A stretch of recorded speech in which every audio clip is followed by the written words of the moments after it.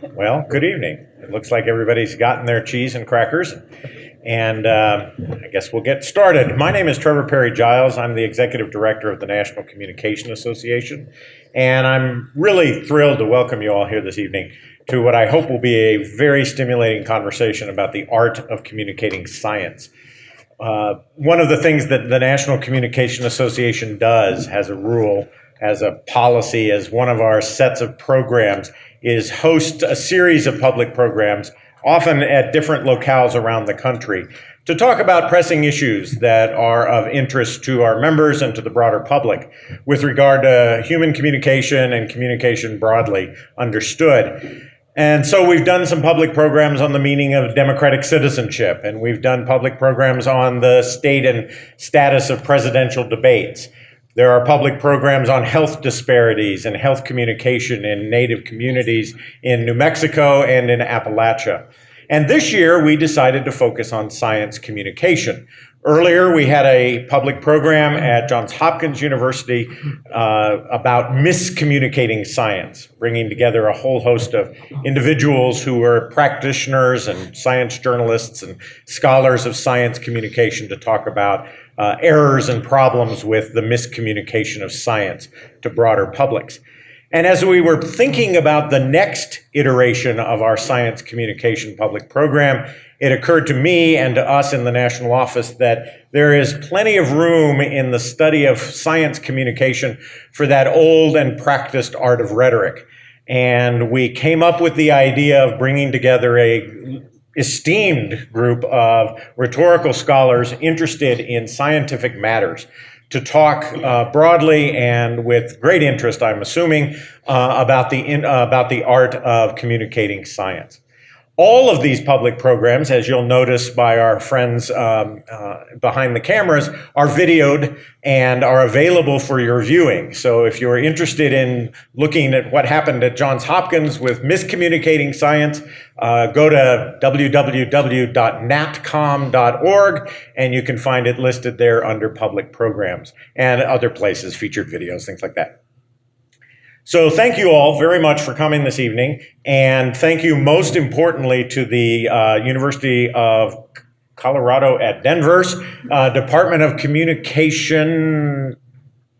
Okay. Sometimes it's communication studies, and specifically the chair, Lisa Keränen, and Michelle, her erstwhile assistant, who I know had a great deal of important functions in putting all of this together. So thank you very much. And I also want to note my colleagues, Lakeisha Anderson, our Director of Academic Professional Affairs at NCA, and Caitlin Reinauer, our Academic and Professional Affairs Manager at NCA, for all of the work that they did putting this together. Without further ado, I will simply turn this over to our very accomplished moderator and a good friend of mine, Bonnie Dow, who is a professor in communication studies, I think, isn't it? That's right. Yeah, and the Dean of Humanities at Vanderbilt University. We asked Bonnie to do this in part because Vanderbilt is launching a new program in science communication, and Bonnie is a leader in that initiative as well. And so she's going to proceed with the panel discussion. Following that, there will be plenty of time for questions, and as with all things social media, please go to hashtag NCA Conversations on your Twitter feed to make any sort of contribution that you would wish to make there. So without further ado, Bonnie Dow. Thanks so much, Trevor. So you all have fabulous programs that have bios for each one of the people up here. So I'm going to only introduce them very briefly just so you can make sure you know who everybody is. So starting on the end, we have Professor John Lynch, a professor of communication at the University of Cincinnati. To his left is Professor Celeste Condit, distinguished research professor in the Department of Communication Studies at the University of Georgia. Next up is Lisa Keränen, who is an associate professor and the chair of the Department of Communication right here at the University of Colorado at Denver. Next to Lisa is Leah Ceccarelli, a professor in the Department of Communication and director of the Interdisciplinary Science, Technology, and Society Studies Graduate Certificate Program at the University of Washington. To Leah's left is Professor Robin Jensen, a professor of communication at the University of Utah. And then To my right is Professor J. Blake Scott, who is in the Department of Writing and Rhetoric at the University of Central Florida. And I, of course, am Bonnie Down from Vanderbilt. So let me explain how this is going to go. I don't have a lot of questions to ask these scholars, because actually what I'm hoping is that they will develop a kind of conversation among themselves. So we will do that for about an hour. I'll get them started, and if they don't, take up the charge, then I'll, nudge them a little. But they're all communication professionals, so I'm assuming that they know what to do. And then, so we'll do that for about an hour, and then we'll be opening the floor up for questions. And the lovely Caitlin, who is in the back, has a microphone. So when you raise a hand and I call on you, she will come up to you with the mic so that you can speak into the mic and be heard by everybody in the room. But I'll tell you that again when we get to the question period. So Trevor ably explained the purpose of this program and sort of the science communication initiative that NCA has been involved in this year. One of the things that makes this group of scholars fairly unique is that they're all rhetorical scholars of one kind or another, which means that they study words and language, and they look at things from a humanistic perspective rather than a social scientific or a scientific perspective. And that's a kind of unique perspective. So I want to start with a question about that, and I'm directing this question initially to Blake here. I'm going to ask him to start this off. What are the overarching goals of science communication scholarship in your experience, particularly from a humanities perspective, and even more specifically, a rhetorical perspective? That is, what's unique about the way you study science communication? Why do you do what you do? What problems are you trying to solve? Good questions. I know. I think one of the first things I think of when I hear these questions is a term that Judy Siegel, who's a rhetorician of health and medicine, developed called prior questions. And I think that's one thing that rhetoricians do is we ask questions that take a step back and try to figure out, well, what made these arguments possible in the first place? And resist kind of the urge to jump toward policy questions about, well, what do we do now? What should we do now?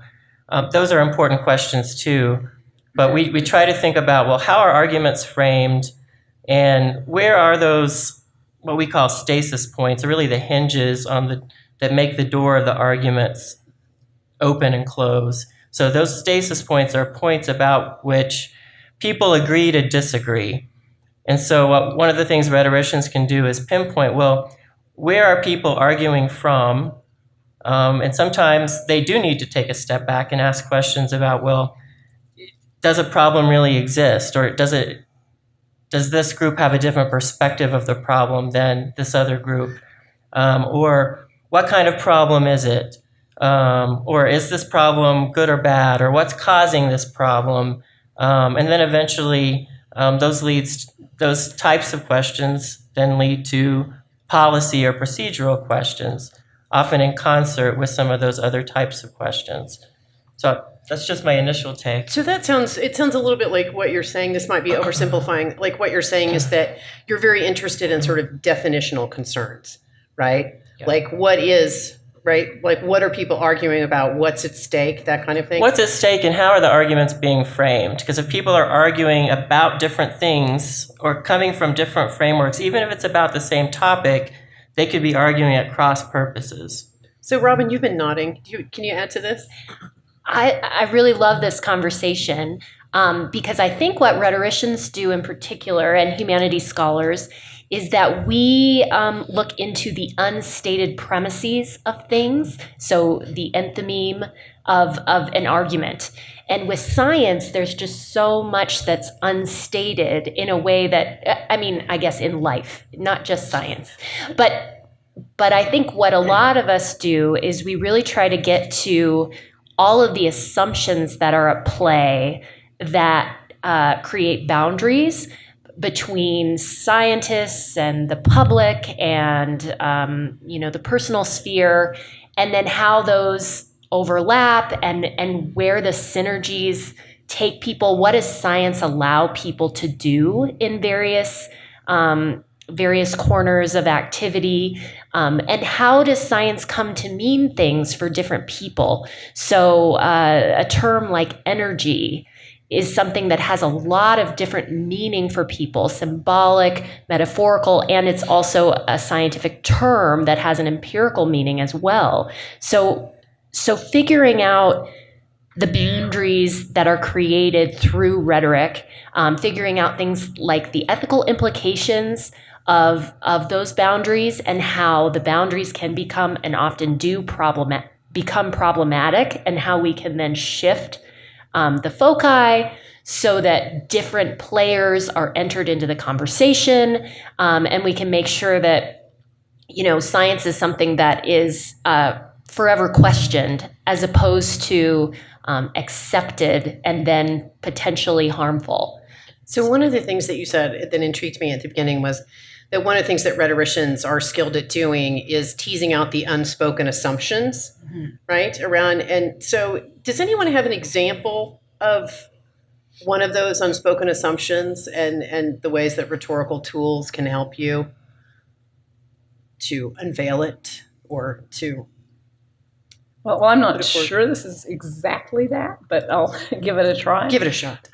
So I think there's a tendency. Okay, we're doing the rhetoric thing. Step back, because your question originally ended with what's the problem you're getting at. Right. So the problem I think that humanity has faced for about the last 100 years at least is that the assumptions in democracy are that everybody's got an equal say.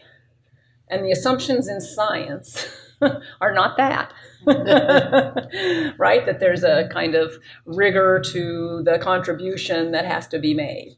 And when you live, as we have, at least for the last 100 years, in a highly technological society where almost all of the decisions that get made in public have some kind of scientific, technical input, maybe from the natural sciences, maybe from economics, maybe from other social sciences, but have very technical bases. You immediately have a big tension that you've got to address, right? You've got scientists standing up there and saying, we know X, and people are saying, that doesn't sound right to me. I think Y, right? And so that tension has to be addressed. So that's the stepping back and seeing where this kind of underlying problem comes. So let's say you have something like the vaccine crisis, or one I've studied, the Ebola outbreak.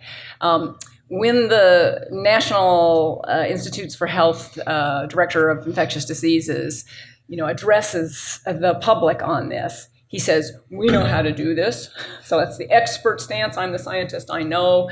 We're going to do policy X. We're going to do this procedure. We're going to do Y. And then there's two forces against him. One is they weren't as good as they thought. So things went wrong. And two, there's a political group that's opposed to them, right? So what do the scientists do? They say, no, really, we know. No, really, double down on the knowledge part, right? Because that's the world they come from, where you have understandings and you know them and you debate them, but you debate them with the evidence and so on. And person X, the director of infectious diseases, knows this, and person Y knows something about vaccination, and the expert is who you turn to. But in the public realm, that's not how it goes, because the public discussion is about what do we do? What policies do we have? And policy always involves not just facts, but also values, and also always uncertainty, right? And not to mention self-interest. Well, self-interest, right? Yeah. Values I'm tying up in self-interest. Gotcha. Okay, but yes, you're right. That how you see things, what you value is largely driven by, but maybe not completely, by self-interest. So when you have that clash, the scientists aren't thinking about, and really they're not in a position where they can be actually really good scientists, because a really good scientist would admit what they don't know. They'd say, yes, here's the uncertainty. But on the public stage, they're put in this position where they have to know, right? Or otherwise they're not, why are they there, right? So you get this tension, and the director of the NIH says all kinds of things that really put off the public. So what happens is that even though we stop the epidemic, we help, in the United States we have 2 cases, right? In West Africa we do some things that I would argue that helped a lot over there. There's a debate about that, but I think we contributed over there. So this is a success, empirically a success. And so the CDC's public trust rating goes down 10 points, okay? So you can point to what did they do wrong? Well, Aristotle has this concept of ethos, which says you persuade people, actually stepping back again, 3 things. Logos, that's the thing the scientists like, the logic, the reason, the evidence, right? Emotion, okay, which ties into values, because we now know, again, empirically, that people's value system is tied into their emotional system, and in fact, you can't make decisions without it, okay? And then third, ethos, this concept of the source that gives the message. Do we trust that source, right? And so if your friend runs into the room and says, fire, fire, you're like, oh yeah, there you go again. Your mother runs into the room and says, fire, fire, you're like out of the room, right? Because, well, unless you have a peculiar mom, she's probably not goofing around with you, right? So ethos matters to a message because if you don't trust the source of the message, then there is no logos, right? The values aren't going to be there, right? But the scientists never get the ethos thing, right? And so that's where we can look at that and say, this goes wrong over and over and over again in science comm. But they're so highly credentialed. Where does the ethos go, right? Why is it a problem? Why does the public not just say, these people know, okay, right? And let me give you a couple examples. Huh? Okay. Okay, so things that get said, right? So when, to have ethos, according to Aristotle, and actually there's empirical research that supports this, you need good sense, goodwill, and goodness, okay? So every time Fauci gets asked a question, he manifests bad will, what looks like bad sense, because he denies what's happened with the mistakes in the United States. So he's like, hello, everybody's saying there were these mistakes. And he's like, we know how to do that. No, you have to say, well, these were why the mistakes were made. But we can't say that because he's defensive, right? And then in terms of values, his values are universal. So if you study the kind of science norms, universalism is a big science norm. It's not big on the part of the American public when they're scared to death of getting Ebola. They're like, right. We don't care about the world. We care about us. So there's this mismatch where he's bringing to bear what looks like all the exactly wrong things for building ethos, building trust, and just saying, but I know, and people are saying, doesn't look like it to us. Looks like if you know, you're helping the people over there in West Africa and you don't care about us. So let me turn to Leah here, because Leah is someone who has studied these intersections that Celeste is talking about, the intersections between public political discourse and science, right? So can you talk some more about this sort of clash that Celeste is talking about between like values of democracy and the values of science? Yeah, I mean, I think that talking about the 3 parts of ethos is a really good way of doing it. And in my experience, I think it's the goodwill one that has become really problematic, because scientists tend to separate themselves off from the rest of the public, right? When you don't want to politicize science, and so you need to be separated from the rest of the citizens. And that separation creates this impression of elitism, which, and especially if you're using technical language, which, by the way, we are doing a lot of here. Which is something else I want to talk about. I want to take a step back in a moment. But I think that's the thing that recently I've really been thinking a lot about, is how do we help scientists to present that goodwill towards the audience when speaking to a public audience, because I don't think it comes naturally. And I'm not saying that scientists have bad will, right? It's just that there's this separation between citizens and scientists. And I want to try and break that down a little bit. I want to say scientists, you are citizens too, right? Scientists are also members of the public. And so recognizing that and recognizing a responsibility to other members of the public and thinking about your audience, that's what rhetoricians will say. So let me take a turn here actually toward the second question I wanted to ask, because you opened the door so beautifully, and ask Lisa if Yes. if she would say something about this. So the second question, because I can tell she's ready, is what does your work have to offer scientists themselves? Can you offer up a lesson for scientists from a case that you've studied from a rhetorical perspective? Or can you name a rhetorical concept that you think scientists or science communicators would benefit from knowing? Clearly, ethos is one of those concepts, as we've already covered. And are there ways to affect science education itself with the insights of your scholarship? Yes, and actually, thank you. I'm going to go back a little bit because I have so much that I wanted to say about this current conversation. And the first thing I wanted to mention to add on, and Blake, I had Judy Siegel down here with her prior questions too, and ethos down here, but one thing that I think that humanities scholars and rhetoric scholars in particular can contribute is that we often operate, and this also comes from a rhetorician of health and medicine, Judy Siegel, we operate in an ameliorative mode. That is, why do we do what we do as rhetoricians of science, health, and medicine, and many of us do health work up here, is that we want to improve conditions. We want to make them better. And so that ties into this question about some of the particular insights. And one thing that is lurking in the background of Celeste and Leah's comments is the question of trust and public trust. And that's something very much that can be facilitated rhetorically, and something that when there are controversies about science, technology, and medicine, trust is often eroded and people don't know where to go to get information, right? So the New York Times says today that wine is going to kill me, and yesterday it said that wine was really good for me, and how do I evaluate these competing sort of knowledge claims?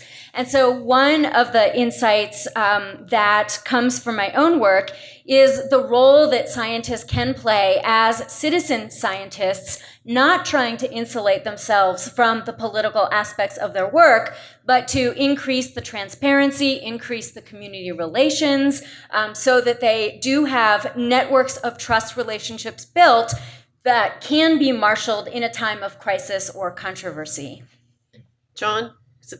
We haven't heard from you yet. You want to jump here? Because you're also a rhetorician of medicine, really. So I was thinking you might have another example, for instance. Yes. So I can think of two instances. The one, we were talking about the value-ladenness of language and interests, and how that often some scientists don't sort of see what they're offering is the truth. What do sort of values or opinions have?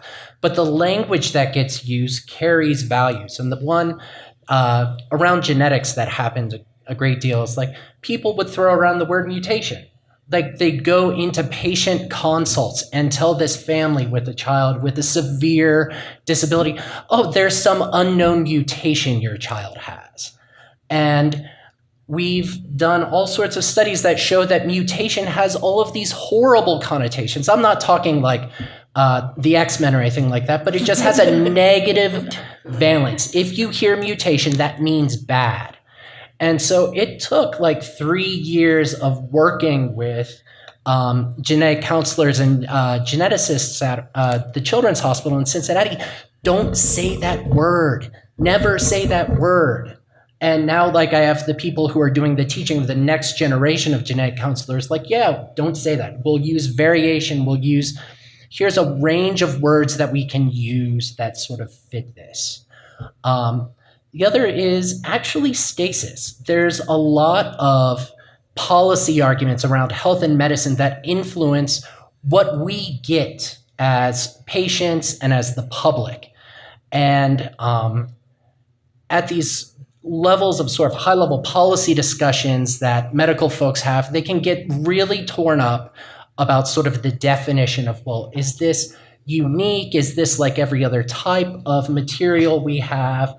And actually working through with a bunch of genetics policymakers, like basic stasis argument. They were like, oh my God, this debate we had for 10 years ago suddenly makes sense. If we had this, If someone had said stasis and I knew what that was, we could have solved this problem so much more easily. We could have gone on to have a much better debate and produced a better policy faster. So I just want to like really take this down to a very simplistic level for just a minute, and probably this will be one of you who, I guess you all in some sense study health and medicine. Like, is there an example of, say, a public health campaign, for instance, where they're clearly trying to get the public to alter behavior in some way, right? That they came at it, that scientists, had too much voice, and they came at, that's a terrible way to put it. It's like sort of assuming that the scientists are going to get it wrong, but that's kind of where we are right now. So where scientists, turned the campaign in a particular way, not understanding like how the public would react to what they said. Is this making sense to you? Like, Yeah. Do you have an example? Yeah, I think Okay. Vaccination campaigns offer a really good example here.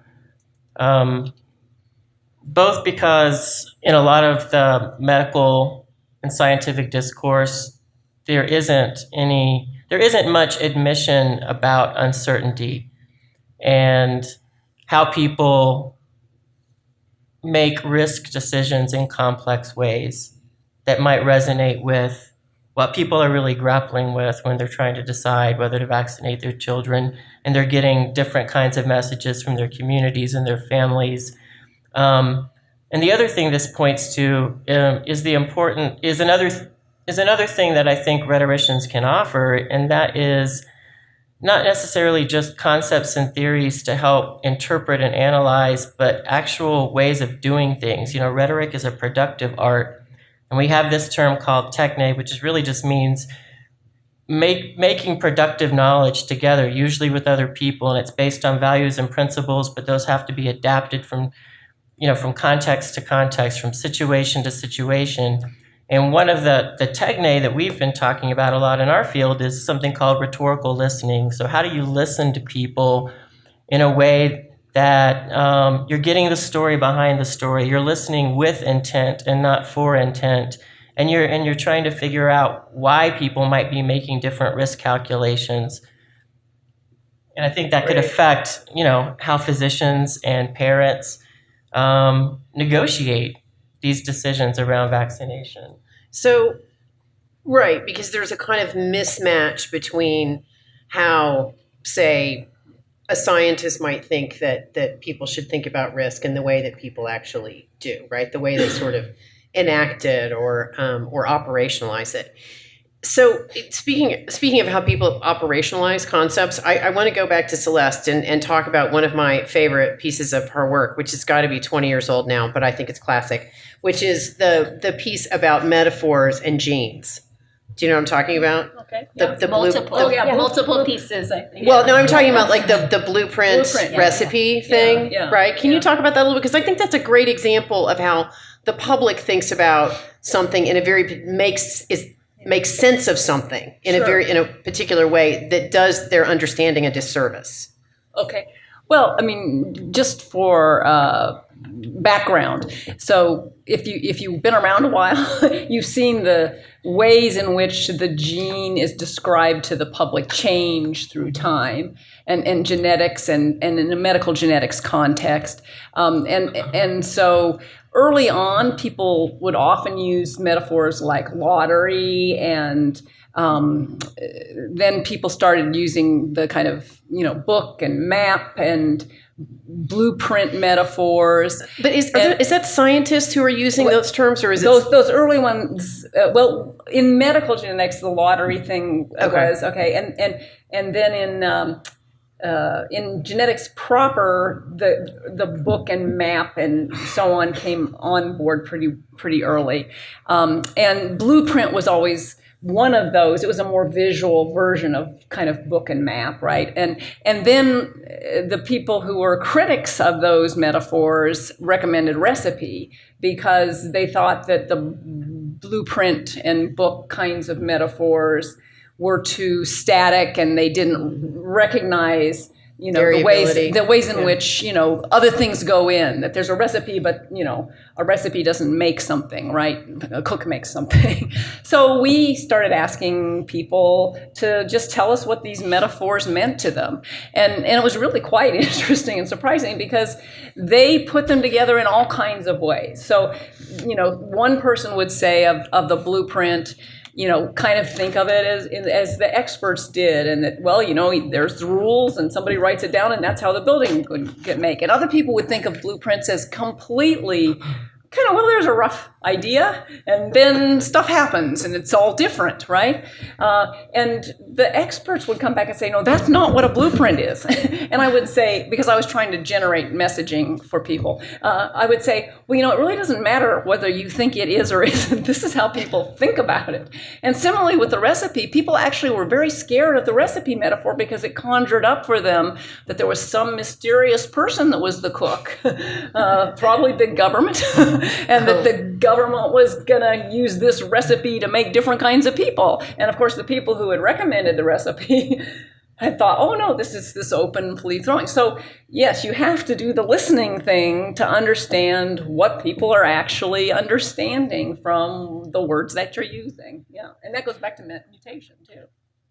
And that's where I think some of the work that's going on in rhetoric studies right now can offer avenues for productive exchanges between scientists or medical practitioners and communities. So there's a lot of people that those of us on the panel know who are working with communities that have vaccine hesitance for various reasons. And instead of going in with the assumption that these people are ignorant and stupid and they don't know what they're doing, trying to unpack, okay, what is your reasoning here? What is your thinking about this? And what is generated out of these projects and these interviews and home visits and so on is a very different way of mapping out the risks of vaccination than is often assumed by the medical community. And now rhetoric really comes to play because now what you can do is look at the different points and try to find common ground between what those who are hesitant to get vaccinated are thinking and how they're reasoning, and then what the medical community is actually doing. So now you can start to build messages using the productive art of rhetoric that find some common ground. And that's just one example to follow up. Go ahead. No, go ahead, John. So related to this, another practice that I see around talking about biotechnology is when people try and make sense of stem cells or genetic engineering or any of these new cutting edge possibilities, they often turn to movies or literature. Frankenstein, Brave New World, Gattaca. What a lot of scientists do is shut that down. If you do that, you're wrong, you're misunderstanding things. I knew a guy who would do public discussion of his stem cell work, and he would start shutting people down when they said Brave New World. And I was like, rhetorical listening. What is it? What are people doing when they say this? Some people are clearly making arguments that are not tenable, that you wouldn't like, but most people are just saying, this gives me the heebie-jeebies, make me feel a little more comfortable with what you're doing. And it's like, if you just take a moment to listen and figure out, have they already decided you are evil, or are they just nervous? You'll find that most people are nervous and really want you to reassure them. So again, trust and listening are practices shut up, that that's encourage. stupid, then it's like, oh, you're hiding something. Yeah. It's interesting. I often think that it would be a tremendous public service if every science fiction movie got reviewed by a team of scientists. Like if there was some publication that just reviewed science fiction, right? And scientists wrote about it. There's a film series in my city that's run out of our local independent art house, film art house, called Science on Screen, where they show science fiction and have a scientist from my university introduce it, watch it with the audience, and then do a talk and a Q&A afterward where they talk about the ways that there's real, science, like believable science in the film, and then what's not believable, right? Or what's not possible yet. But the charge that they're given when they do that is to take it seriously, right? Don't dismiss it. Pay Exactly. attention to the narrative power of this film and help the audience understand the role that science plays in that narrative power. And it's a great experience for the people that go, but it's a pretty small experience. It's like they do it like once every couple of months and 100 people see it. But it seems like that would be a real public service for scientists to talk more about pop culture. You look interested, Leah. Did you want to say something? I want to step back just for a moment because I've heard all these wonderful things from everyone, and I'm wondering though if we've really thought about our audience. I don't know to what degree you all know what rhetoric even is. Some of you may be scholars of rhetoric. Some of you may not know that word beyond what it means in the common parlance, right? And so when Bonnie introduced us as rhetorical scholars, I cringed a little bit. I wondered if, right? I mean, if you think of rhetorical as like rhetorical questions, not real questions, then we're not real scholars, right? So, but we are real scholars, right? And we're real scholars that the place that we live in the academy is a sort of interdisciplinary space. And you might have heard that from some of the things that we've been talking about here. We look at language, right? Metaphors. We look at arguments, right? Enthymemes. We look at the relationship between speaker and audience so that we do rhetorical listening, right? That we have, like all scholars, we have our own lingo, right? Enthymemes, stasis theory, ethos, but we use those concepts to sort of meld different humanities subjects. So you've heard us talk about, we do case studies. A lot of times we focus on a particular case and understanding it in detail. We look at history. We kind of meld a little bit with literature, right? The focus on language and fictional representations and the relationship between that and the public. I think mostly we're interested in persuasion, right? How does that happen? How do people get persuaded through language and through arguments? And I think that's, if we can go back to the first question, that's, I think, what rhetoricians have to offer is this sort of unique interdisciplinary approach towards answering all of those questions. And the ethics of persuasion, too. And ethics. Philosophy is another place that we kind of... So one of the... all right, so speaking of like speaker and audience, right, because that is a crucial part of the rhetorical enterprise, right, is thinking about how messages affect people, people affect messages. One of the few areas of growth in journalism, because I think we all know, journalism's in a crisis in a variety of ways. I mean, journalism outside of Twitter. So one of the few sort of growth areas in journalism is science writing. And there are people, the program that we're building at my university is in many ways designed to help produce science writers. That is people whose job it is to understand science really well so that they can translate science for the public. And I'm wondering if one of you could talk about that for a minute. Do you think that they really are skilled science writers out there? Do you think that they do good public work, right? Do you think that they're sort of, I hesitate to use this term, the missing link between scientists and the public? I'll speak to that a little bit. I think we're really in a renaissance of science writing. I just agree with you on that front. And I think books like the Henrietta Lacks books, and there's a lot more public communication about science that is getting big play. I'm reading right now Radium Girls. Have any of you read this book? And it brings to the picture the role that industry has also in this configuration that we're talking about right now. So we're talking about academic science. We're talking about the public and public interest. And then often industry plays a role in there as well. And so in this book about radium, science and Marie Curie and discovering radium, the sort of the unstated premise there is that industry created the sense that radium was a health tonic, that it was, people were drinking it, they were buying cups made of it, they were using it to brush their teeth.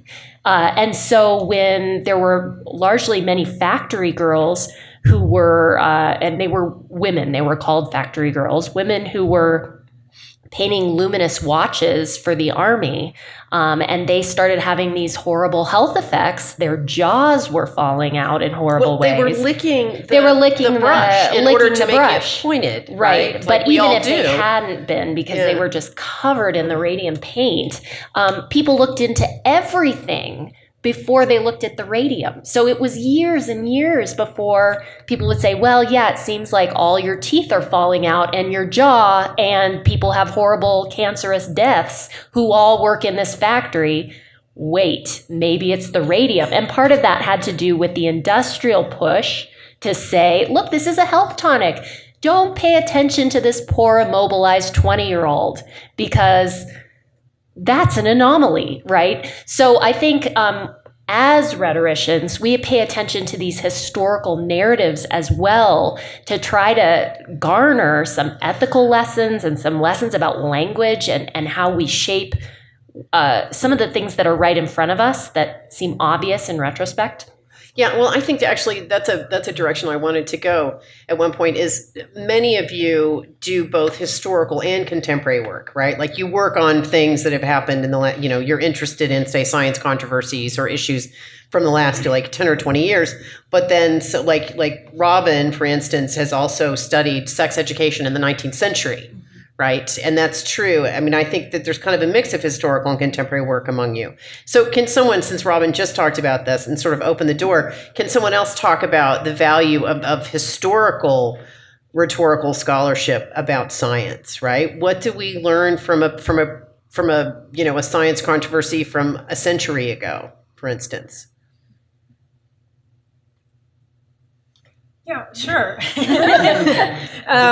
The frontier myth. Yeah, I mean, I guess that's what I would have to talk about. Is You've also studied like scientists. I have studied yeah. scientists who were able to use language very carefully to say things that could be interpreted in multiple ways.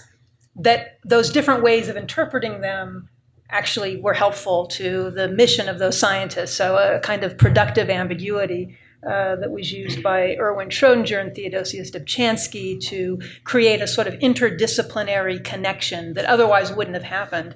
So I think that kind of historical study is really important to understand how science works over time, at certain points in time.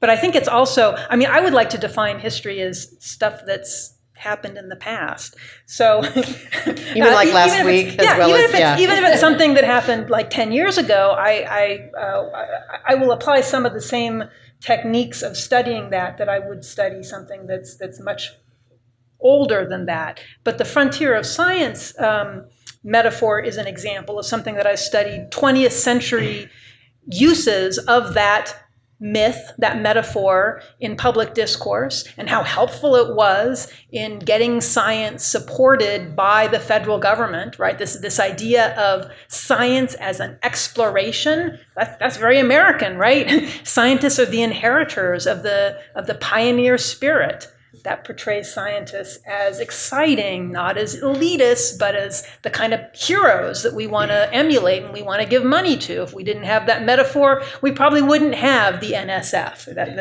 Vannevar Bush used that metaphor to persuade members of the government to start putting money into basic science research. That understanding that history can help us understand maybe strategies that we could use today, as our current president talks about climate change as a Chinese hoax and has a budget director who has asked the question, do we really need to fund science? Why would we even want to do this? Well, that metaphor might be helpful again. Now, I say that, even though I wrote a whole book pointing out all of the negative entailments of this metaphor. And so I would say, read the book first and figure out how to avoid some of those entailments, right? You don't want to portray scientists as Lewis and Clark, just men, just risk takers, loners, right? You want to talk about science as the core of the whole core of discovery, right? The Sacagaweas of science. You want to talk about, but taking that frontier myth, that idea that we as Americans are about exploring the unknown and bringing stuff back from that exploration. I think you could get a certain persona or presentation of the scientists that would be less negative and I think would help us in the long run. Do you want to talk about this, Celeste? Well, I want to talk about your question. Okay. So if there's something about the frontier, let's do that first. I was just going to say that, well, of course, we all remember the new frontier, right? Space is the new frontier, and which resulted in enormous growth in the space program. And I completely agree. I was going, one of the reasons why the frontier myth works, the frontier metaphor works with science is because you're absolutely right. It's a profoundly strong and unique cultural value, right, for us as Americans. So the question becomes, are there other cultural values that we are very attached to as Americans? Like, for instance, innovation, right? We're the inventors. We're the people that find, that come up with the new ideas. We're the people who create stuff. And that seems to me that's had strong uses at points in the past, although it's not quite as evocative and visual, right, as the new frontier. But there have been moments when, particularly post World War II, because with the discovery of atomic energy, you have both like darkness and light at the same time, right? You have this terrible sense of foreboding because now we have the power to destroy the world. But at the same time, it was an, oh my God, look what we've accomplished kind of moment, and opened up scientific research in hundreds of ways. And so, things have, right, positive, as you say, right, just like the frontier metaphor, there's a positive and a negative edge to it. Celeste? Well, I want to take the other side of this just a little bit in what history of science does for us. Because if one of the parts of getting more trust is for scientists to be more comfortable, I won't say being humble, but being admitting of uncertainty, the uncertainty that always still exists in science. They're kind of comfortable with that behind closed doors, but not so much in public. Mm-hmm. And one of the things a lot of the history of science and rhetoric of science studies do is to kind of show the messiness that was there. That it's, we rewrite that history as being kind of, well, so-and-so did this, and then of course they discovered that, and all of the fights, and if you know science today, people get up there and fight like viciously. You don't know anything, and you're wrong. Your data, they fight, and they've always fought, and the uncertainty moves out of certain areas and moves into new areas. But if you look at the history, you see that there's always that fluidity and kind of, some of it more clear, some of it now less clear. And if we can kind of accept science as something that's giving us things and helping clarify, but never everything, which I think most good scientists would admit, again, when they're at home with the team.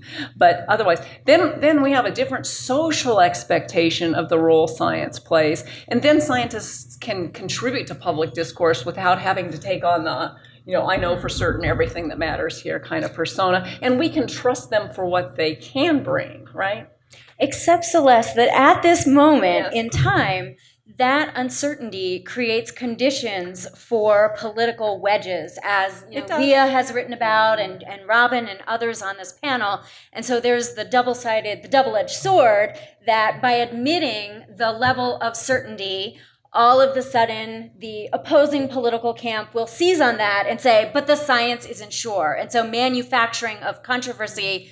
I'm queuing up Leah. Yeah, okay. I was just going to say, I wanted to say that actually this is one of the things that I argue about manufactured scientific controversy, that a good way to respond to it, and this is one of those places where, scientists, the response that they're offering is just not working, right? If you just say, no, that climate change really, there's no controversy over whether that's happening in the scientific community. If you just say, so I'm not going to debate you on this, right? Because why suffer fools, right? It's no longer an issue.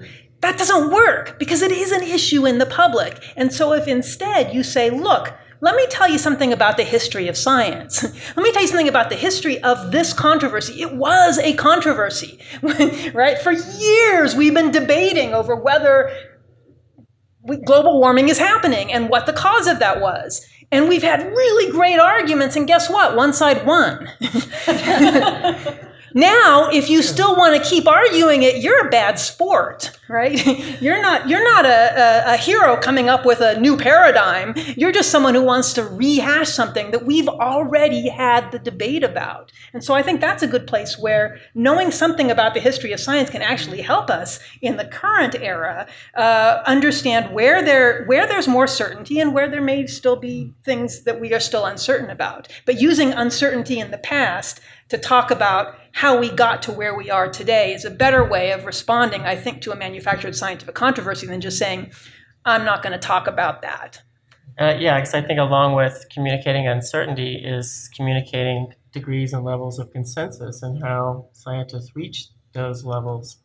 And I wanted to go back to a question that Bonnie raised about sort of the role of science communicators and journalists. A 2017 Pew Research study found that although most Americans get their scientific information from mainstream news sources, general news sources, only 28% thought that those sources got science facts right. Only 22% thought advocacy orgs got them right. Only 27% thought government agencies got them right. And yet there was pretty high confidence that scientists themselves got it right. Well, that you might think that's a low threshold, but comparatively, there is some trust in science and scientists. So I'm wondering, that begs the question for me is where is the breakdown happening? Is that maybe the nuance of science is getting lost as it gets translated and moves into those other forums, and maybe that's a place where rhetoricians and science journalists and some of these other folks who can work with scientists themselves to ensure that what gets communicated is trustworthy and persuasive. Another place to look for that dynamic and that possible breakdown is most journalists aren't getting the story from the scientists. They're getting it from the university or the think tank or the hospital's public relations or public information office. So understanding how press releases and press office packages sort of create the story. Journalists don't just copy it wholesale, but they borrow a lot of it. Like trying to remember the numbers. Like I did a study of like how my university promoted stem cell research that it was doing and what got picked up and what didn't. And when the story, very few of the stories got picked up, but when they did, that press release made up 2/3 of the eventual journalistic story. They added original content, but they really grounded it there. So that's another location where we need to look to the framing of science for the public.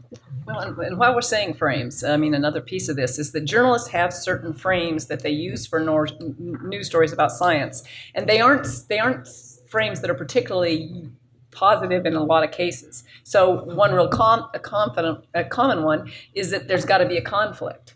Right? So, for example, if you're covering the race on the human genome, you've got two parties, and the story isn't about, isn't this amazing that we're generating this, and what's the strength and weakness of the maps that are getting generated? It's who's going to win, and was it better for the public or the private group to win, and blah blah blah blah blah. And there's this series where we're always interested in the conflict, because of course that's going to get more clicks. We're not interested in the questions of, what's this going to do or not do, and even ethical issues tend to get buried sometimes. So the frames that journalists have economic incentive to use are not necessarily frames that serve either the public or the scientists well in terms of science democracy. Right. And well, and climate change is a good example of that. You know, there's studies now about how reporting on climate change is as much about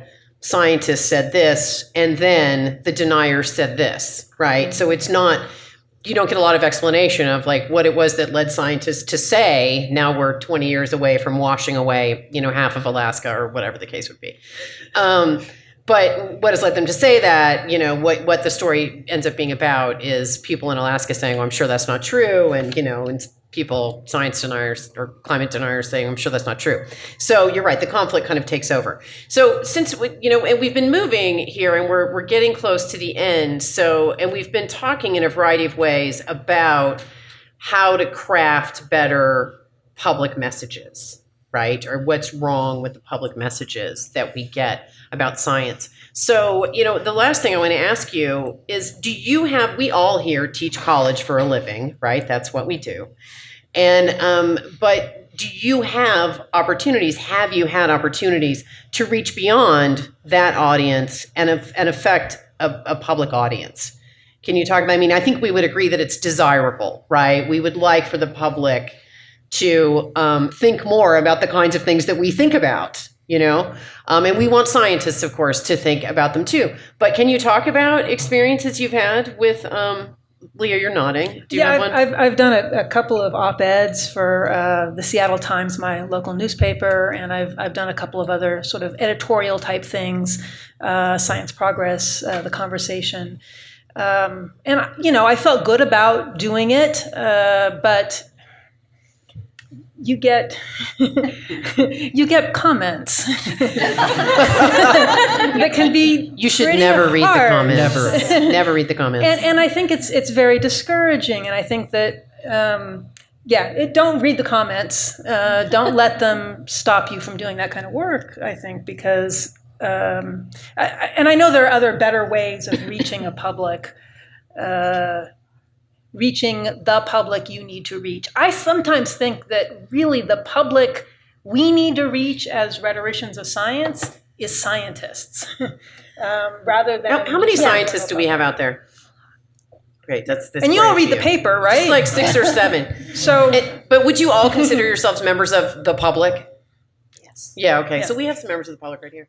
Yeah, and I was going to say what I think often works well is partnerships with practitioners. Yeah. And so for me, you know, how did I get into this work, which was kind of a part of one of Bonnie's questions that we didn't get into tonight, is that I was doing, I went back and got a bioethics degree when I was getting my Ph.D. And I was in the hospital and I was with a bioethicist going around, you know, shadowing, and people were dying literally right in front of me. And I saw the conversations that the medical team had between themselves, and then I saw the conversations that they had with the family. And there was just such a gulf between those two worlds, right? And so I knew that this patient was going to die today, but the family didn't have the same understanding. And so this was that ameliorative impulse of what can I do? And so for me, then I partnered with a team of physicians and we created an intervention to do some training so that hopefully those conversations could go a little bit differently.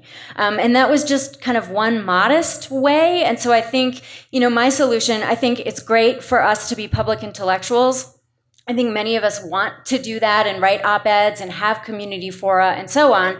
But there's also real value in partnering with practitioners and bringing the rhetorical toolbox to bear. And both people, ideally, as equal stakeholders, can then get something out of the exchange. Yeah, and multiple stakeholders. So one of the things that I was participated in is there's a kind of easy, it's called BREST, check online system for assessing your risk for inherited breast cancer. And the first version of this that I was exposed to, nobody could understand. And so the person who was doing it did not believe that. So we brought in social scientists to demonstrate that nobody understood. And the scientist was shocked that, you know, literally afterwards we would ask people, you know, what's your risk based on this? And there was absolutely no correlation between the risk and what they'd been told. And once we showed that, then the person said, oh, maybe I do need some help. And so then we worked really hard to reframe what was there. And it's tough because the scientist has to give up some of the knowledge they have that they want to convey because the people can't understand it. And so you have to change how you say it. You have to take some things away. You have to stage the knowledge. But then we bring the social scientists back in, and they help the medical geneticists feel like, oh yeah, actually this is better. And so, it's not just me and the scientist is also the medical person. It's also the bringing in social scientists and like I say, having a multidisciplinary team to work through these very difficult challenges. Okay, that is such a positive note on which to end. That I think that's perfect. I really want to thank everyone up here for being so thoughtful and collaborative in your conversation. And I mean, it's not over yet because we want to take questions and comments from people in the audience, and you can direct one to someone specifically or just ask a more general question, and I'm sure they'll jump right in. And this is Caitlin right here, who will travel to you if you just raise your hand. All right, thanks for the awesome conversation. So a lot of the discussion of the rhetoric of science has occurred or has been talked about in terms of the transition from science to publics as kind of a translation process. And I guess I'm going to go out on the line and ask if you all feel that science itself is fundamentally rhetorical at the level of science, like at the technological, material, practical level. And if so, what does that mean for science? Bearing in mind, that we have a number of actual scientists in this room right now. I'm going to call out Lisa a little bit because her work really deals with this in a beautiful way. I think science is inherently rhetorical. I think all of us would go to the mat to kind of argue that is the case. And that becomes very clear when you lay out any kind of scientific discovery or controversy or however you'd like to talk about it. So Lisa has written beautifully about controversies involved with breast cancer and treatment. And she might speak a little bit to some of the evidence and the ways in which scientists are arguing with each other. And sometimes that has less to do with material evidence than it has to do with the definitional ways that people are speaking, and I'm calling you out. Sorry. No problem. Yes. So I have done some work on arguments about science that is disputed or that has been called into question.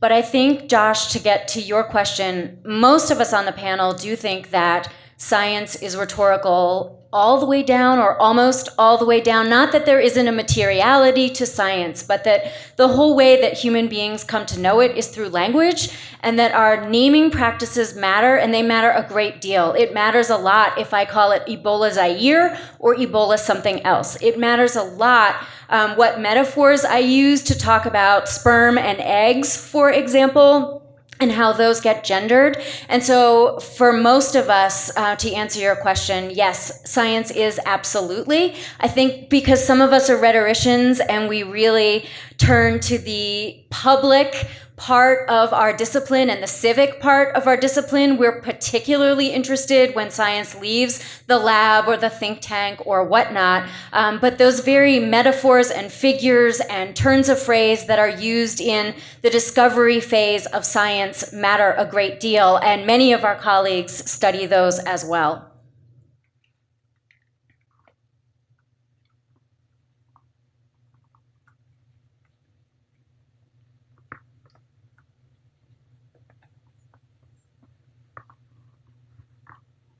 Okay, so I am one of the scientists in the room, and I think that what you said at the very beginning with regard to the usage of various words having a separate meaning in science and in the general public really hit home, because energy was the one example you gave.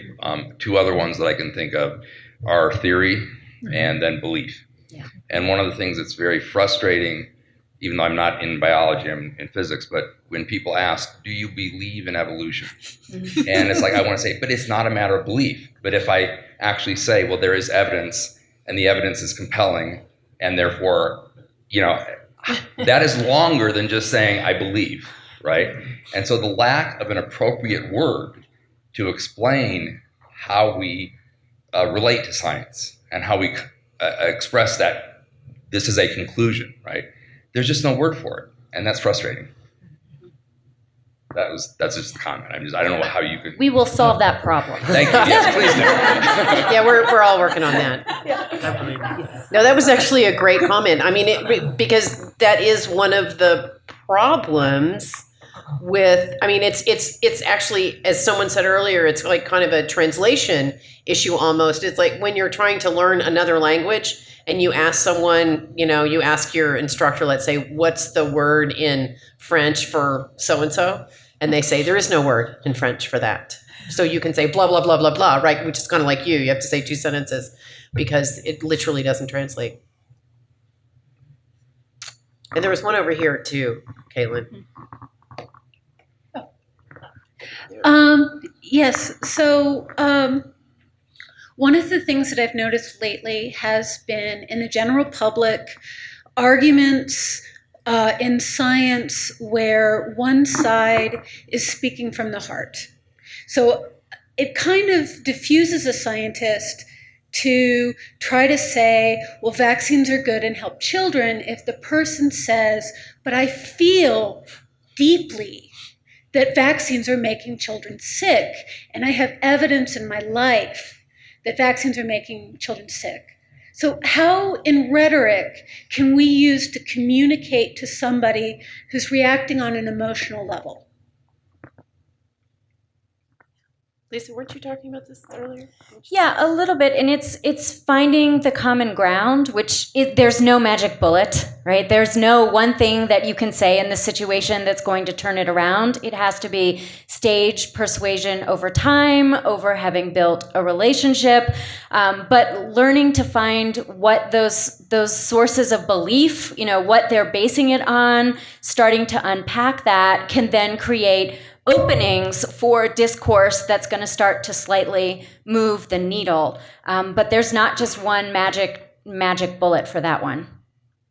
I would even add, we talked about, vaccination compliance, but if we think about like non-compliance or non-adherence to medical treatments more generally, there are some cases where listening to patients and where they're coming from can help make the medicine better. They can help make science better. We've seen advocacy groups and patient advocates develop blogs and other places where they share their sort of workarounds for things like living with diabetes and managing that while they're pregnant, or something that isn't really even built in very well to medical protocols, and taking that in. And we do this in software development, right? So, or gaming development. So gamers, they say what's wrong with the game, they say what improvements can be made, and that gets built into the next iteration. Well, I think the same can happen too with science, whether it's citizen science and medicine, in listening to patients and maybe why they're developing and why they have to develop certain workarounds that make them non-compliant. So not dismissing that, but learning from it.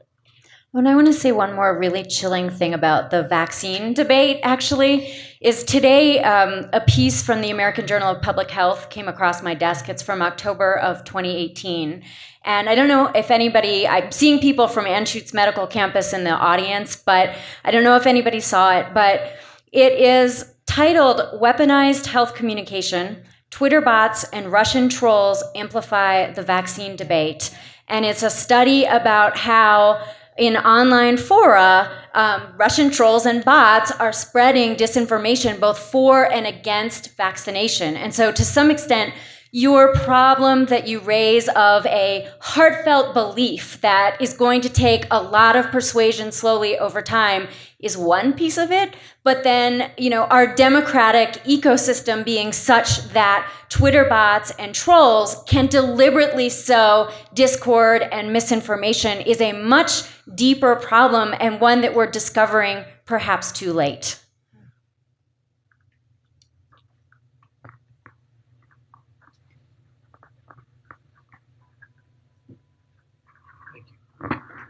You mentioned one of you mentioned that words in scientific parlance have different meaning in common parlance. And something I think Leah mentioned earlier, that same is true of the word rhetoric. And just as you were discussing the rhetorical nature of science, a long tradition in the science studies literature, all my friends in the environmental community just cringe when they hear that when it comes to discussions of climate change. Right? Do you believe is climate change real? Is it really happening? Is it really human caused? And while I think some of the environmental groups are guilty of ignoring that philosophy of science, we've known everything about climate change since Savant Arrhenius in 1890, whatever, it puts them still in a very difficult situation, trying to make an argument about something that's going to happen in 50 years or 30 years. If it's, quote, rhetorical all the way down, I think you need to be careful about what that means, because I think it means something different to you than it means on Twitter. The degree to which all science is rhetorical depends on what you mean by science and what you mean by rhetorical. That is true. And what you mean by is, right? Well, and yes. And you know, that does point out that, you know, if science has a credibility problem, rhetoricians have a bigger one. Oh, yeah. And actually it's healthy that people are skeptical of people who claim that they can be more persuasive, that they can make things more persuasive. I think it's really healthy that people are skeptical of that claim. On the other hand, when that generalizes to the, therefore what you're saying and the words you say don't matter, then that's not healthy. So. And now, Frank, I want to be clear that my saying that doesn't diminish from my deep respect for science and belief in evidence and so on. But it's simply that for me, you can't escape that linguistic component. Yeah. That may not. No, I think that's well taken. Yes. You just spoke about the previous question about the emotion and we're getting at this idea that like people are feeling something, right? And a lot of the conversation that has been happening on the panel has been centered at like a logic of influence between the interlocutors, the scientists and the public. But at this particular historical conjuncture, I feel like there are material conditions that are allowing people to like operate from a logic of like affective emergence, or like what about the material conditions of right now? And you touched on it with Twitter, and I'm not saying it's like a technological determinist problem, right? Yeah. There's a lot of things going on. What would it look like if rhetoric looked at those material structures that are allowing those arguments to emerge at a non-logical level? Like, what would that kind of rhetorical inquiry look like? Okay, so I've been really working on emotion lately. And so I'll plug my book. It's called Angry Public Rhetoric. So the first thing I think I want to correct, if I can say it that way, is that there is a difference between logic and emotion. Because I really think we understand now that emotion is a cognitive system. It's just... Actually, what you're typically calling logic and reason is a subsidiary part, and that you are never operating absent emotion. So the question when you ask questions about emotion, it should not be, should you have emotion or should you not? It should be, what are appropriate and good and healthy emotions and what are inappropriate and unhealthy? And I don't think we have any more emotion now in the United States or anywhere else in the world than we ever had, because humans really haven't evolved that fast. You know, emotions are, I think things are rhetoric all the way down, but I think they're not only rhetoric all the way down. And so the other parts of this that are contributing to human emotion haven't changed. And yes, the technology changes how they circulate. And in fact, for example, there are studies that show anger is the emotion that circulates most readily on the internet. Oh, yeah, that makes sense, doesn't it? And so there are those kinds of things that have changed, and we should be aware of them. But I don't think the fundaments of human emotion have changed. But I do think maybe we're beginning to understand that we need to take that into account as a major part of all human activity, public, scientific, whatever, in ways that we haven't. And you know, your question was more about structure, but you kind of packed the emotion into it. Yes, the social structures then change which emotions come where and how they're what they're doing and so on. And yeah, great. It's great to study more of that. Yeah. I would also say this might be a place to plug a little history again, too, because it feels, I guess, emotion. It feels worse now, but there have been manias all through history around health or something else. Fluoride scares in the 1950s. Janelle Johnson has this great piece, A Man's Mouth is His Castle, that talks about, in a much smaller scale, like the paranoia that gripped this town as they considered fluoridating their water sources. And so I think if we turn to the history, we might see other places where these manias come up, and maybe we can take some lessons from that past that can be helpful today. To subsidize essentially that comment, I just want to point out that one thing that I love about this conversation is the mention of rhetorical listening and how important it is. Your vaccine scenario is so visceral. And I think it's important as rhetoricians and scientists and anyone else involved in trying to promote a public health issue to take seriously and not to downplay that experience, right? So meeting people where they're at, and looking at the historical narratives of what has happened, and people feel we can't get rid of that. That's the way it is, and it's tied to language.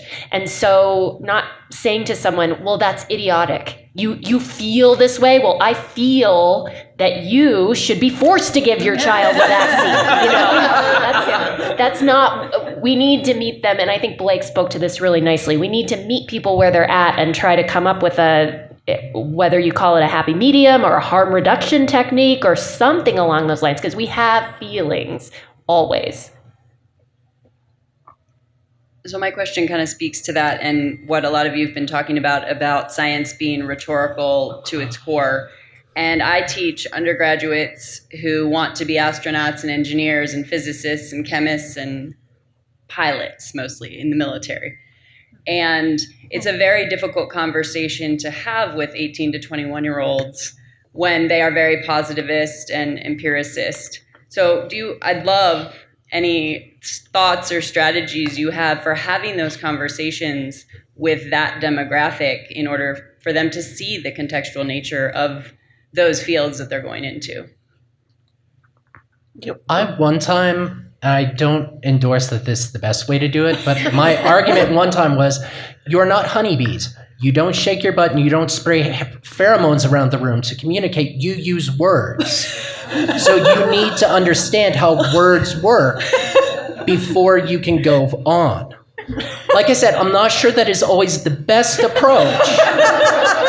It seemed to work in that handful of cases where I've employed it. So one of the things Trevor mentioned briefly when he was introducing me, that I am very involved in a new initiative at Vanderbilt to build a science communication program. And you should be wondering about this because I just read my bio here and it doesn't say anything about science. So I was thinking you might be thinking, why is that woman here? So, and that's why I'm here. And the thing that's most interesting about this, in contrast to many of the science communication programs or majors or whatever that you would find at most universities, is this one actually lives in the division of science. It did not come out of the communication department. It actually came out of, it came out of the physics department. And what we're doing is bringing together people from English, people from communication, and then a bunch of scientists, and talking about how to craft a degree that can be a second major for science undergraduates that will teach them how to communicate science, right? And make them and sensitize them to language, et cetera. And one of the techniques that we have talked about is that if they are going to believe, and they will believe this, because for them it's a kind of career building thing, and students at Vanderbilt are intense career builders. They are. And so for them, it's career building to get this additional degree that gives them additional skill, right? Like, I'm not just a scientist, but I know how to talk about it in ways that people can understand. But if they accept that they can learn to use language in a way that will enable the public to understand science that they might not have been able to understand previously, then they also have to accept that the way that they use language to talk about science with other scientists is also, a kind of rhetoric, because they're making arguments, both times. They're just using sort of different vernaculars to do it. So it's kind of, if you can get them to, sometimes you can sort of start with something, what is this technique called, right? Where you start them with something they totally accept, and then you move them a little bit more until finally they have to admit the thing that you want them to know. And but it's been a really, really interesting exercise to have like 10 people in a room talking about this program, and half of them are scientists and half of them aren't. And I personally believe it's kind of ideal, but I also think it would be very, very hard to do at most places. It is a project that in many ways is very idiosyncratic, because I happen to be really good friends with the Dean of Science. And so he came to me and said, we need to do this. And I was like, I trust you, let's do it. And he said, well, I trust you, so let's do it. And we each brought a bunch of people to the table. But I don't think you necessarily have that kind of, like I said, I think it's sort of idiosyncratic. I think it would probably be more difficult to do in most circumstances, because you wouldn't necessarily find scientists who were as willing to agree that like having communication skills should be essential for their undergraduates. And you might not have, as many humanists who want to hang out with scientists. I don't know. So.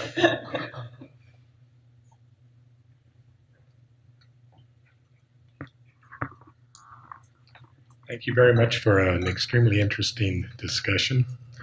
I'm one of the scientists in the room, and I got involved in a public aspect of science about 3 or 4 years ago when some activists tried to stop fluoridation here in Denver. So I'm quite intimately involved with the fluoridation discussion, and I understand very clearly the need for scientists to be caring, to communicate clearly with the public. But what is quite frustrating is that there are a group of activists, and this is true in any of the controversial science issues, that don't follow the rules of science. They don't follow the rules of rhetoric. And they are very skilled at using fear-mongering to twist and distort public opinion based on emotions. Here I'm all emotional.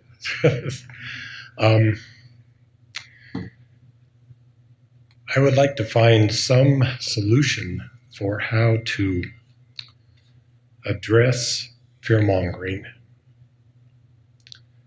on the global scale, because it is truly part of what's really ruining science and potentially catastrophic.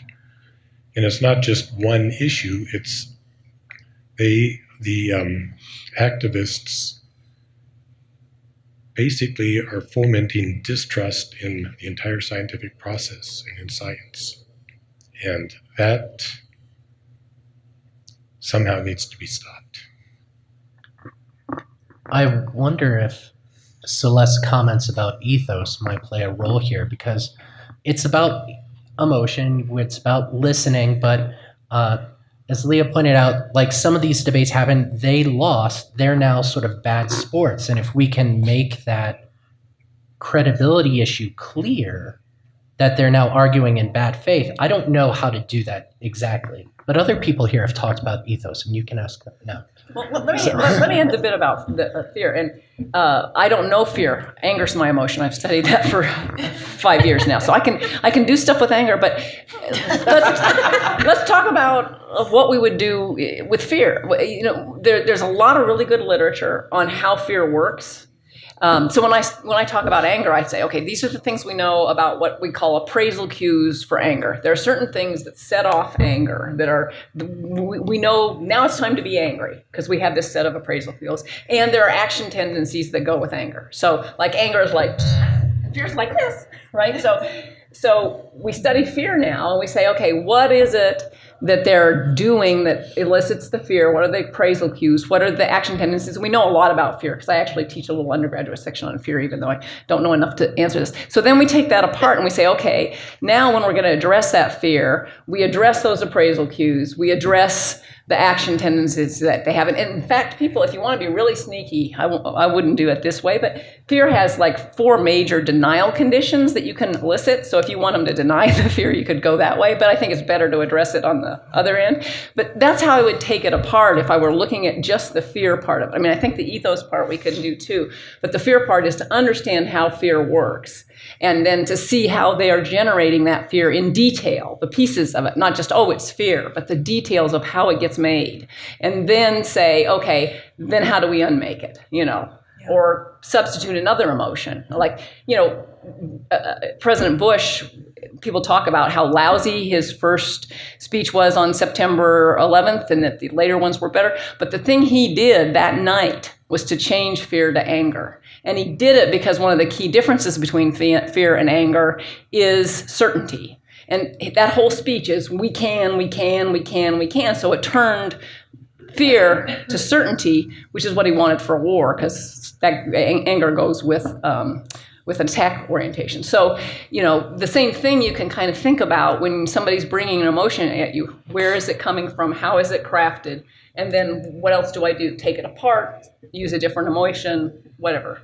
So that's how I'd go about that. But I don't have what the answer is when that process goes by. Yeah, I think that's really useful. And I also want to give a second plug for Janelle Johnson's article, which I think you really should look at, because she talks about, it's about fear, it's about anger, but it's also, she calls it a visceral public, right? That it's about this sort of deep gut feeling of disgust that comes from putting something into your body that you see as dangerous, unnatural, poisonous. And I think thinking about all of these different things, fear, disgust, anger, and how they get mobilized in persuasion, and thinking too, you're probably not going to persuade the activists, right?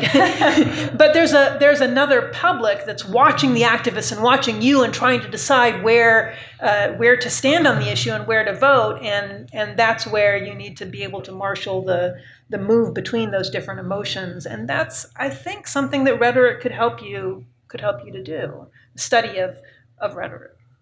I have a source, too, that I want to plug. There's a book called Demagoguery and Democracy, and it's written by a rhetorician named Trish Roberts Miller at Austin, Texas at Austin, and it's written for a public audience. It's a short book, and the last chapter is, what can we do about demagoguery? And I think this gets at some of the larger, deeper problems that even beg the question of, is it enough to have a credible ethos? Because the way demagoguery works, as she explains it, is arguments get boiled down to contests between us and them, an in-group and an out-group. The out-group is scapegoated. There's fear-mongering involved. And then so whatever argument and whether it's scientific evidence, scientific argument, whether that gets heard even, much less evaluated fairly or responsibly, has to do with who's making this argument, and do I identify with this person in this group or not?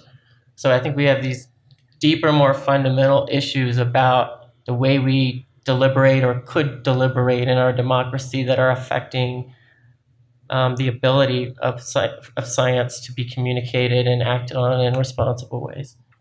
And if you're especially interested in demagoguery, Rhetoric Society Quarterly is coming out with a special issue with Trish Roberts Miller.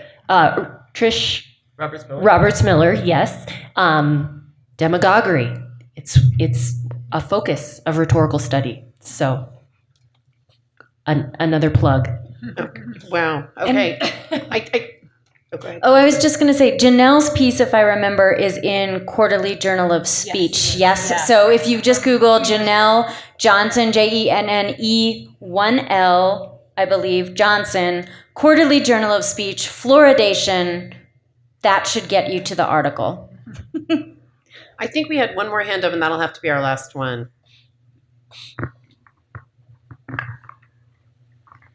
So first and foremost, cheers to the work. Second piece that I wanted to touch on is, so I feel like a lot of the conversation we've been having so far around rhetoric is the assumption that it's like written in reports or written in articles. But when you kind of zoom out, you can, I'm interested in the ways that you all define rhetoric. But if you are focusing on like speech and language, I am really curious about when you all see folks in your classroom, right? And you're diving into the fact that your audience is a whole different audience, right? With like using technology, with people who look like me, folks who are younger, right? Like these kind of things. The reality is that's where we're going, right? I'm curious the ways in which you all have seen innovation or just creativity around how to engage these important topics around climate or important topics around science in ways that rope in people that maybe written text and long reports full of jargon isn't really accessible, right? And just to give you kind of a snapshot of like where my mind is going, it doesn't quite use like speech or text or that kind of thing, but the Olympics show in Brazil, that was probably one of the most moving things I'd ever seen when it comes to climate change and the water levels. So I'm just curious your thoughts around how else can we use rhetoric and what is the full scope of that, or at least a little bit larger than just like reports and articles. Yeah, I think there are a lot of people who are doing exciting work with visuals and with new media and the use of those to communicate to publics about health, about medicine, whether it's a video game that is teaching people about infection and contagion, or some sort of citizen science initiative where it's getting people to actually help out with data collection. I think the people on this panel tend to be kind of, to some extent, old school with our textual analysts. Some are nodding. Robin's done a lot with visuals. And there are, even people who straddle English and communication who are doing the work that you're talking about. Kristen Oster, with some of the digital work that she's doing in California, come to mind as resources for that. Okay, well, go ahead. There's a move toward sort of participation, I think, in rhetorical studies right now, and materiality and being in location, being in the place. So there's a book entitled Participatory Critical Rhetoric by some of my colleagues at the University of Utah, and they theorize about bringing in things like ethnography and a lot of other sort of being very inclusive about methodology and orientation and considering the researcher as a text in some ways, right? Who contributes to the rhetorical experience and circulation and a lot of those things. So, okay, it is right. I'm just silencing everybody tonight. This is it. This is the end. Say it, John Lynch. Say it. Nope, you're good. Go ahead. Okay, it's straight up 8 o'clock. You've been a fabulous audience. You've been a wonderful panel. Let's give them a round of applause for the moderator.